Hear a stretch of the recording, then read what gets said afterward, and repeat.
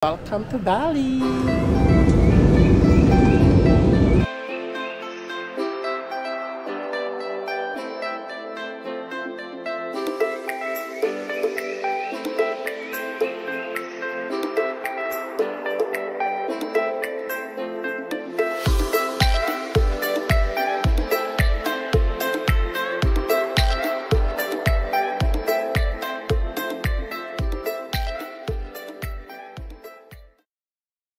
Welcome back again sa ating channel. So I'm with Ma'am Rabia and Ma'am Lenny. Ma'am Lenny! Yeah. So welcome back again into another travel video. So this is my third time to travel international for the span of 2 months only. So this time, Ma'am Rabia and Ma'am Lenny will go with me. So sasamahan nila tayo papunta ng Bali, Indonesia. So this is our first time in Bali. Ayan, so Indonesia will be our 11th official country visited. So, last month, nabisita tayo ng 3 countries, 4 na countries pala.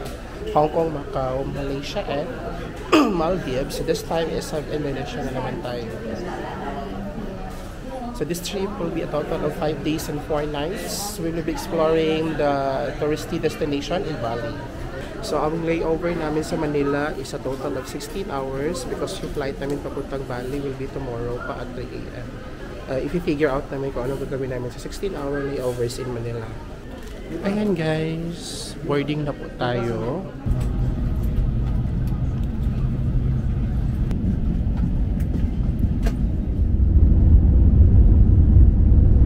Alas 3 pagbukas ng madaling araw yung ating flight pa Bali. So ngayon is may magsusundo sa atin, mga relatives po ng ating kasamahan na si Ma'am Lenny that will be touring around here in Manila. Oo, wala na, sa amin na yan. Lenny. Turya, ito na siya nga, day, anak yun na, day, dili na pa. So, ako pa tama ka na rin, kayo sa ilin kasi. Nandito kami ngayon sa Grand Canal. Kill the time kasi malayo pa ang oras.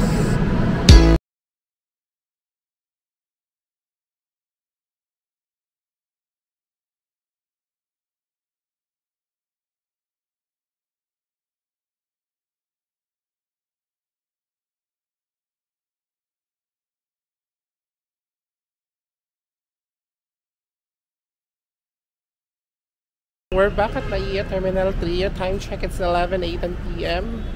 So after namin kanina nag Grand Canal, pumusid kami ng Quezon City kasi may binisita kaming friend of ours. And right now, we are back at Naiya. So we'll proceed now to the immigration kasi tapos tayo naka-check-in kanina. May boarding pass na tayo. Kamusta ang 16-hour layover? Hoy, Ma'am Lenny! Guys, ganito ang itsura ng Naiya Terminal 3 pag 12 midnight. Almost 12 midnight. Wala masyadong katao-tao ang domestic. Immigration na tayo guys. Wala masyadong tanong guys sa immigration kasi nakapag-establish na tayo ng travel history. Maybe that is why. So pag-abot ko sa passport, sabi lang niya is ano gagawin sa Bali. Of course, I told her na mag-travel lang. Then, hanggang kailan yung uwi? Sabi ko, on Sunday. And then, tinanong na ako saan ako connected. So, I told her na sa DepEd. So, ayun, hinanapan lang yung aking mga authority to travel. Always bring that document talaga, guys. Kasi, yan na yung parang last conversation ninyo. Pag meron ka ng document na yan, go ka na. Kamusta mga nakalusot na sa immigration? Of course, I answered confidently. With a heart. Dadala sa blazer. Anong tanong, Ma'am Lenny? Ilan kayo? Ganun lang. Kanaano mo sila? Have you been abroad? Yes, of course. Okay. Confidently beautiful. Ma'am Rab, anong tanong? Anong work? Saan nagtrabaho? Oo. Sabi ko, tagong titi-titi. Oo, tapos? Sinong kasamahan mo? Sabi ko, mga best friend ko na mga teachers. So, kaya nga, nakita mo, tinuro mo ako. Yun. Oo. So, smooth sail. Can I dance? Hala, oh my God, is this? Oh no, not yet. Ha? Meron pa tayong immigration sa Bali. Pero at least na nasa Yes. Of course. So So wala na talaga masyadong tanong guys pag nakapag-establish ka na ng travel history. Then of course, pag government employee ka, do not forget to process your travel order. Ayan guys, finally, after long hours of waiting, we are now boarding through gate 111. Ayan, so kami na po yung last na nag-board. Go Ma'am Lenny! Bali, here we come! The total flying time for Bali is 4 hours and 5 minutes, including taxi and takeoff. So, probably darating na kami ng Bali by around 7 or 8 a.m. Then, no delay. On time talaga sila guys. I think we will be leaving early. Yan guys, na-boarded na lang. 54 hours. We are now preparing to arrive. Officially touchdown Bali. We have arrived in Bali after 3 hours and 30 minutes flying time. Grabe yung turbulence sa Himpapawid, Pagkano lang. Sa airport pa lang, parang temple talaga yung kanyang itsura. Galing. Ganda. Guys, welcome to Bali. Bali Tulu, Bali Lima, Bali Upat. Oh my God. Basta welcome to Bali. Ayun. Immigration na tayo. So, i-off muna natin yung camera kasi bawal ito ang sa immigration. We are now cleared in the immigration. So, it's officially welcome to Bali! Oh my gosh. Saan ba tayo mag-exit? So, wala na pong wala nang requirements dito sa Bali. So, passport lang. Yung pagpasok namin, labas namin dito, yung tinanong lang sa amin is how long daw kami mag-stay. So, we told him that we will be staying in Bali until Sunday. And guys, ito yung isa sa mga requirements nila. Dapat is may naka-fit up ka sa electronic custom declarations nila. You can have it via QR code or here. Guys, ito yung isa sa mga requirements nila upon arrival. Pero you can do this before flying here in the Bali. Pero sa amin kasi meron na siyang parang kiosk. Lalabas na nandito yung QR code. Tapos na tayo dito guys. So, exit na tayo. We will be exiting na the customs. After that is, of course, mag-withdraw tayo ng cash. Diyan na i-scan yung QR code na nakuha natin kanina guys. After that is, dito na tayo sa X-ray machine. After sa customs is, lalabas na tayo dito. Welcome to Bali! Meron pa dito oh. Dito na guys, yung kanilang exit. Hanapin muna natin yung mga money changers dito. Dito tayo mag-withdraw Ma'am Ra para sa'yo. Kumusta ang mga milyonarya? Yan, so sa country na ito, milyonaryo ka na agad. So we will be getting our SIM here and XL Axiata from Klook. Klook? Yeah. Yeah, okay. We will redeem it here. Yan guys, dito kami kumuha ng SIM sa Axiata. Yeah. They are activating now the SIM. So kumuha sila ng physical SIM kasi hindi eSIM capable yung kanilang phone. Yung sa akin kasi is eSIM capable na siya. So nag-purchase din ako ng eSIM sa Klook. Meron siya. Tsaka mura lang dun sa Klook kasi nasa mga around 200 to 300 pesos na siya.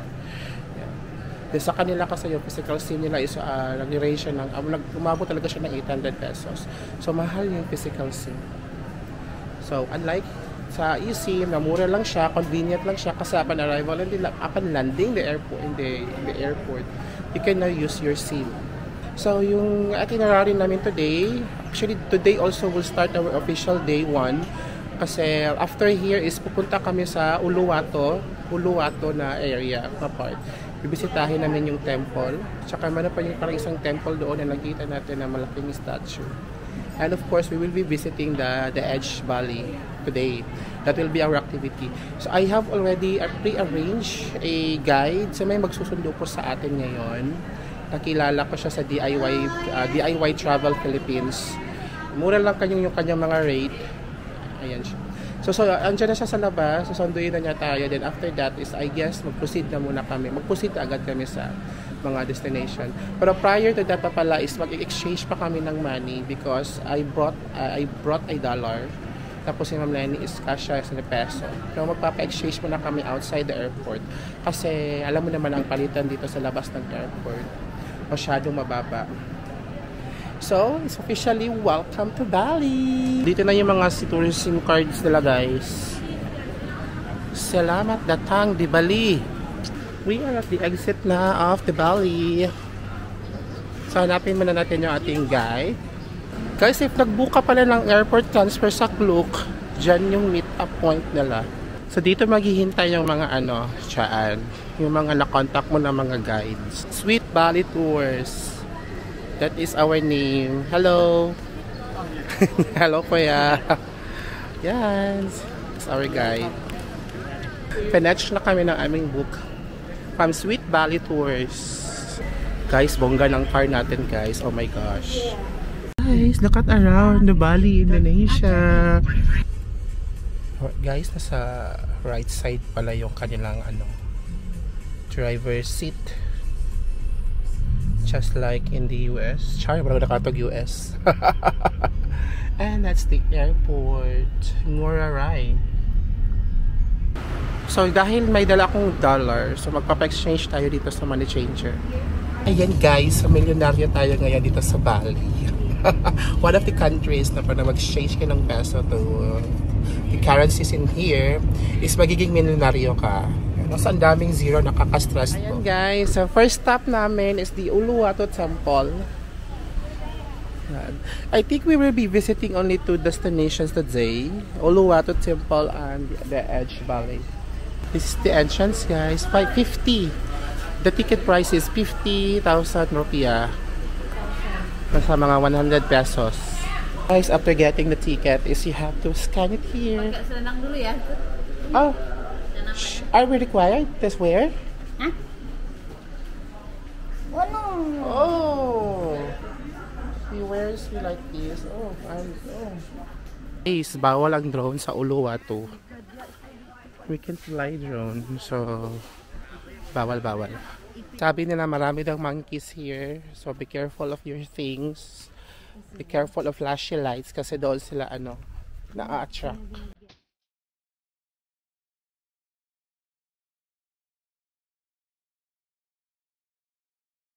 Dito guys, pag naka-short kayo, papapasuotin nila kayo ng ganyan na mga sarong. So, kung ayaw nyo magsuot ng ganyan, magsuot na kayo ng mga long dress.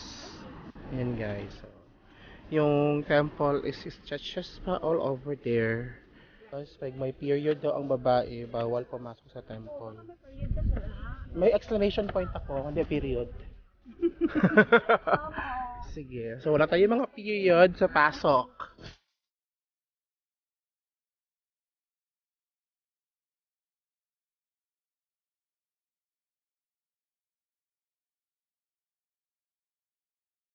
So, we will be exiting now the... Ang nga ni, pagkikuanas ako. Pagkitanggal ko sa ilang gibutang nga bakos, nga wala tunong sa colors ako sa nina. Yeah. Uluwatu Temple, kasi ang daming monkeys, guys. Nakaka-on-shows, oh my God. Kinukuha pati yung mga kalo, yung mga sombrero. Then we will proceed na sa the edge.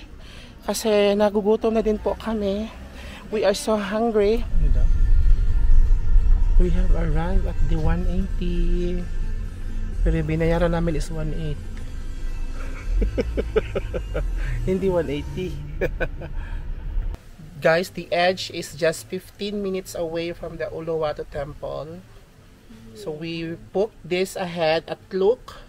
Tapos, after booking sa Klook is kailangan mo pang kontakin yung hotel talaga para makapareserve ka ng schedule. Kasi hindi guarantee ni Klook yung ating reservation day. Sa Klook, this is 1,820 per head and the 400 IDR is good for the food. We are now heading to the edge to the 180. Yeah, this form is no longer accepting responses and has been set automatically closed by Skill Tree. Okay, we shall walk now. Yeah. Kasama sa binayaran namin guys is meron din silang pa-bed and towels here. That area sa harap namin is private daw. So bawal daw dyan. Yan. Ito yung highlight ng The Edge. Yung kanilang infinity pool later. Guys, ito yung aming food lahat. Since apat yung voucher namin. So we have 400 each. 400,000 IDR each. So times 4. Oh my God, 16 pa pala. Ayan. So ito lahat ng mga pagkain natin.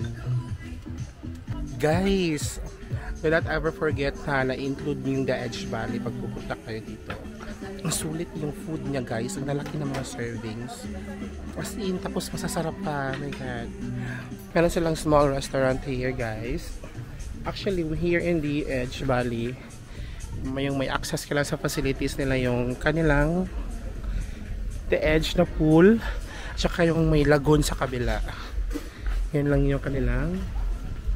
Yan lang yung maa-access mo. Yan yung kanilang ano. Ito yung kanilang parang lagoon na pool. Perfect. Tapos dito na pool is for exclusive for the check-in guest lang siya.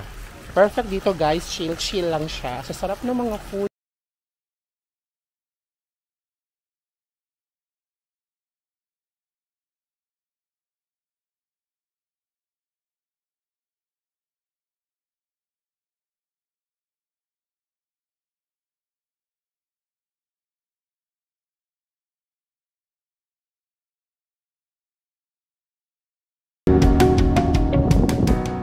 Tapos na kami dito sa The Edge guys. You are only allowed to stay up to 4 hours.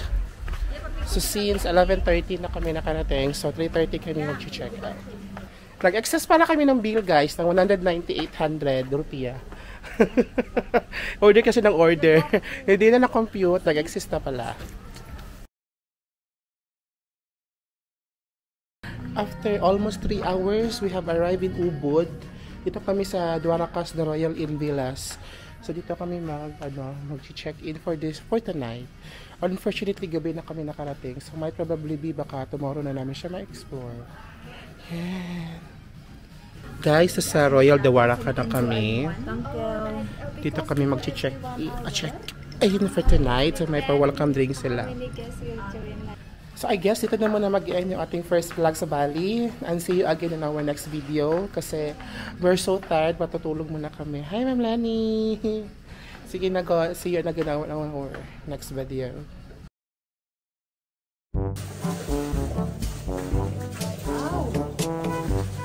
Ay, pariho naman siya upuan. Pagkakad ako ha. Panggunit din ha. Pariho na din siya. Yeah, ang gisa lalo na. Dili, pariho na dyan, Di na, sige. Lagi, na lang gusto mo. Sige pa. Ano na? Libot. Dili, lagi, Libot, Jud. Sige pa, dire. Agi sa stage. Ha? Agi sa hagdanan. Baka na, tama na. See? Naka-video ka ha? Atong kabit ka. Sige sa kulya ha.